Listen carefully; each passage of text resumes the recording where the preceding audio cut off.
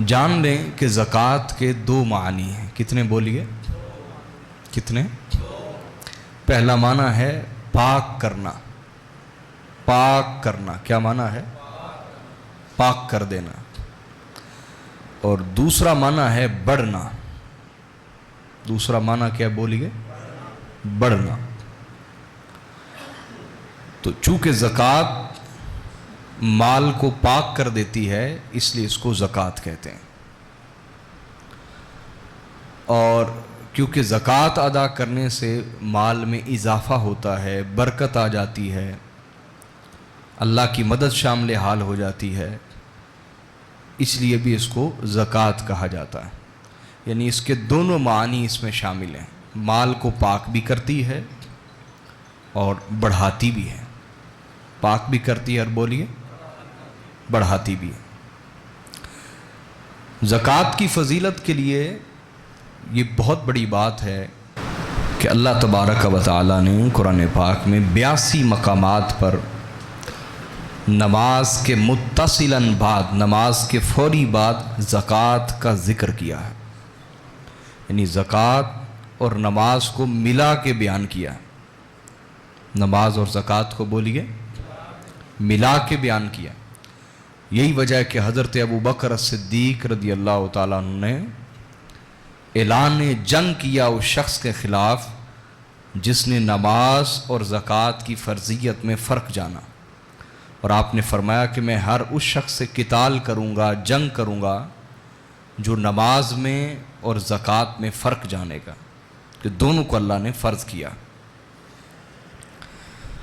قرآن پاک نے تو ایک جامع اصول دیا ہے. فرمایا جو متقین ہیں، جو بولیے الف لام میم ذالک الکتاب لا ریب فیہ ھدی للمتقین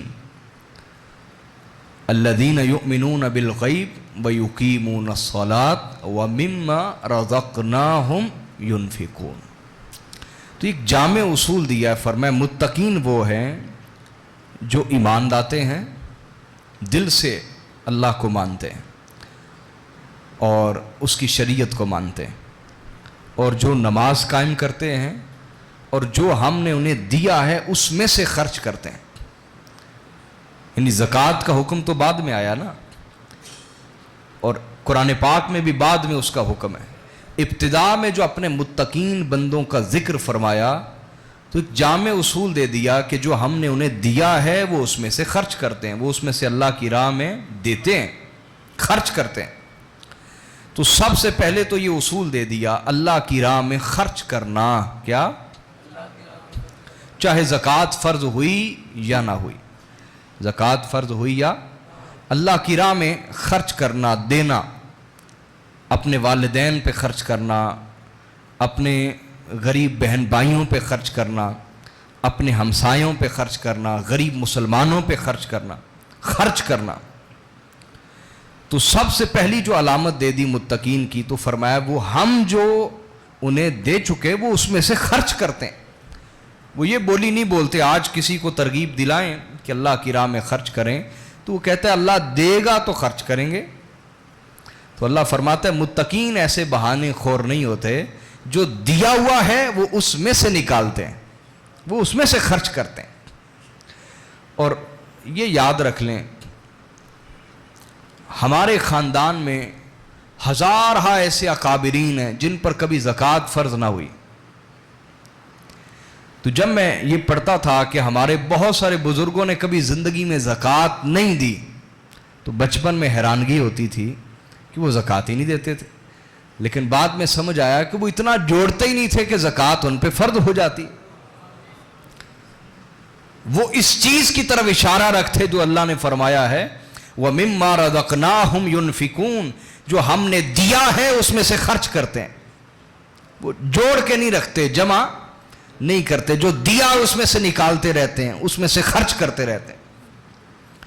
بلکہ درویش اولیاء اللہ، چونکہ یہ متقین اعلیٰ درجے کے متقین کا گروہ ہے نا، تو ایک درویش سے کسی بادشاہ نے پوچھا مسئلہ شریعت کا. اس نے کہا زکوٰۃ کتنی دینی چاہیے؟ اس نے کہا کس کی پوچھ رہے ہو زکوٰۃ؟ ہائے ہائے ہائے، زکوٰۃ بولو کس کی پوچھ رہے ہو؟ کسی درویش کی یا عام انسان کی؟ کہا دونوں کے لیے حکم مختلف ہے؟ کہا ہاں مختلف ہے۔ کہا عام بندے کی زکوٰۃ کیا ہے؟ کہا 100 میں سے 2.5%، 100% میں سے 2.5% اللہ کی راہ میں دے دے، یہ عام انسان کی زکوٰۃ ہے۔ اور کہا درویش کی زکوٰۃ کیا ہے؟ کہا 102.5%، 100% میں 102.5%، 2.5% تو دے گا زکوٰۃ، اور 100% اسے لٹانا اس لیے پڑے گا کہ جرمانہ ہوگا کہ درویش بھی کہلاتا ہے اور مال بھی جوڑ جوڑ کے رکھتا ہے، مال بھی جمع کر کے رکھتا ہے۔ جو مال جمع کرے اور طمع کرے وہ کبھی درویش نہیں ہو سکتا، اس لیے کہ درویشی کا تو اصول یہ ہے، طمع نہیں، منع نہیں اور جمع نہیں۔ کچھ بھی پاس نہیں تو کسی سے طمع نہ ہو کہ آنے والے مرید کی جیب پہ نظر رکھے، نہ اس کے کردار پہ نظر رکھے، اس کے دل پہ نظر رکھے۔